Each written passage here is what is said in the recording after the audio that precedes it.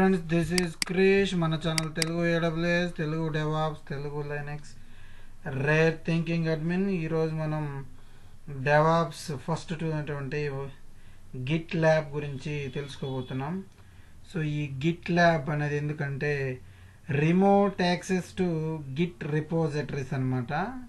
అంటే Git రిపోజిటరీని remote access కోసం రిమోట్గా ఉన్నటువంటి గిట్ రిపోజిటరీని యాక్సెస్ చేసుకునేందుకు ఉపయోగిస్తాం అనమాట.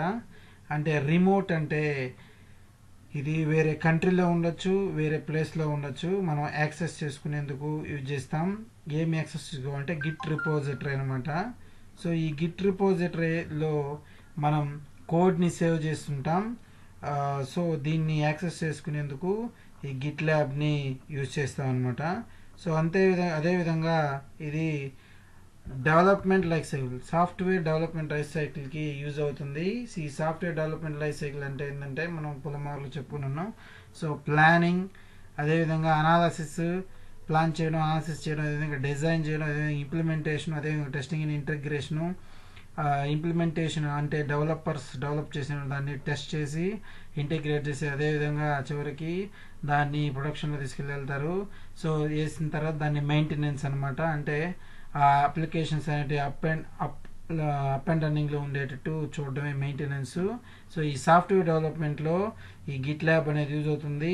సో యూజ్ అవడం అంటే ఇక్కడ కోడ్ అనేది సేవ్ అవుతుంది అనమాట ఈ గిట్ రిపోజిటరీలో. దాని నుంచి మనం కోడ్ని పికప్ చేసుకునేందుకు తీసుకుంటాము, యాక్సెస్ చేసుకునేందుకు. అదేవిధంగా ఇక్కడ కోడ్ బిట్వీన్ డిఫరెంట్ పీపుల్ అనమాట. Share the code between different people. అంటే కోడ్ని డిఫరెంట్ పీపుల్కి షేర్ చేయడం. అదేవిధంగా బగ్ ట్రాకింగ్. బగ్ అంటే నథింగ్ బట్ బగ్స్ అంటే నథింగ్ బట్ దాంట్లో వచ్చే ఎర్రర్స్ అనమాట. సో దాన్ని ట్రాక్ చేసుకునేందుకు. అదేవిధంగా వికీ స్పేస్, అదేవిధంగా అదర్ టూల్స్ ఫర్. సో ఈ విధంగా కోడ్ని షేర్ చేసుకునేందుకు దీన్ని యూజ్ చేస్తాం అనమాట. అదేవిధంగా ఇక్కడ జావా, నాన్ జావా రిలేటెడ్ ప్రాజెక్ట్స్కి దీన్ని హ్యాండిల్ చేసేందుకు కూడా దీన్ని ఉపయోగిస్తాం అనమాట. సో ఇక్కడ చూసుకున్నట్లయితే ఇక్కడ వెబ్ బేస్డ్ అదేవిధంగా వెబ్ బేస్డ్ అప్లికేషన్స్ కోసం దీన్ని ఉపయోగించడం జరుగుతుంది. సో ఇక్కడ విండోస్ అండ్ లైనక్స్ ప్లాట్ఫామ్స్లో కూడా ఇది యూజ్ అవుతుంది అనమాట. సో ఇంకా చూసినట్లయితే ఇక్కడ మనకి గిట్ అంటే మనకు ముందే తెలుసు వర్షన్ కంట్రోల్ సిస్టమ్. సో ఈ వర్షన్ కంట్రోల్ సిస్టమ్ అంటే ఏందన్నది మనం ఇంతకుముందు చూసుకుని ఉన్నాం.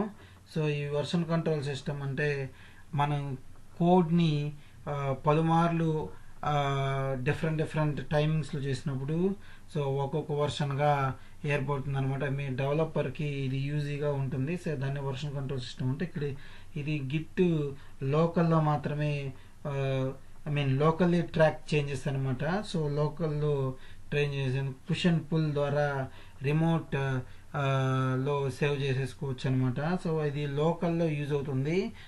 విత్ ఇన్ ఆర్గనైజేషన్ అని చెప్పుకోవచ్చు అనమాట. సో అదేవిధంగా మనకి ఇక్కడ ఈ గిట్తో పాటు Git lab, Git hub, bit bucket కూడా ఉన్నాయి. దయచేసి లైక్ చేయండి, సబ్స్క్రైబ్ చేయండి. Thank you very much.